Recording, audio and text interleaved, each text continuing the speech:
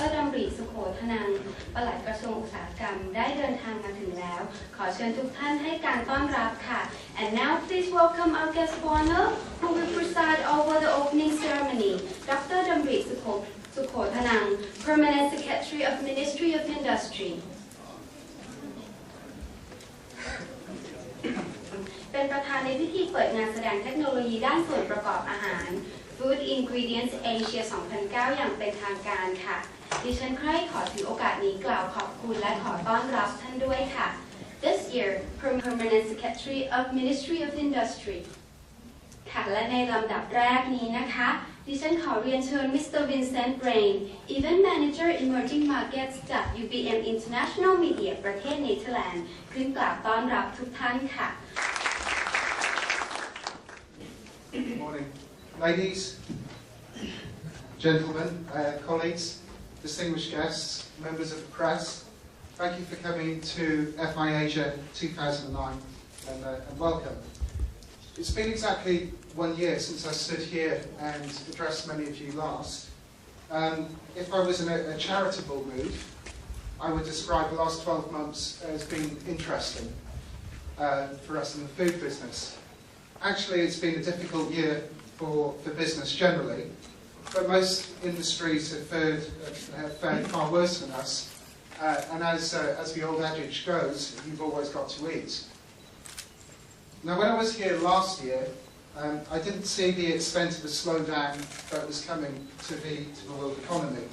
And for the first 6 months of the year, it was a bit like the world had totally closed and shut up shop.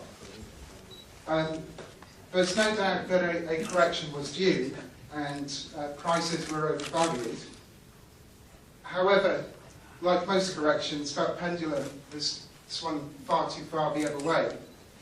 Now, inventories within food companies were decimated and demand had evaporated. True consumer spending in most countries in the region did fall.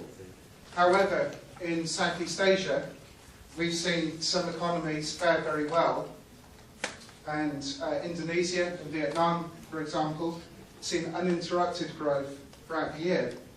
And in the latter half of the year, we've seen key forward indicators like industrial output and the logistics industry make significant gains. Our inventories are currently being restocked and companies are seeing their order books rising, so that's good for us in the industry. And Singapore, India and China have all posted impressive growth rates recently.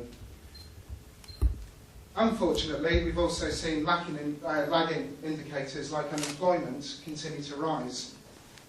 Unemployment rates have a direct impact on consumer confidence and therefore consumer spending. And ultimately, it's the transactions between the consumer that we all depend on. That's where food ends up. Now, one of the natural victims of an economic slowdown is innovation.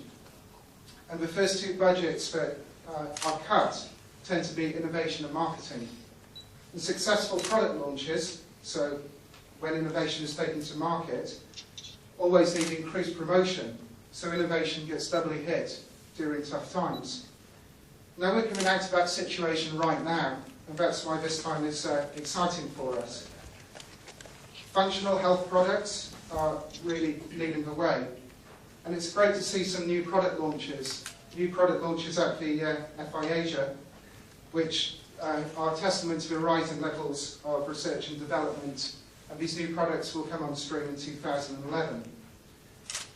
Now, at a time when everybody is revisiting their value propositions, those companies that continue to innovate can maintain good margins. And this has been, for example, Nestlé's strategy, and so far it's worked.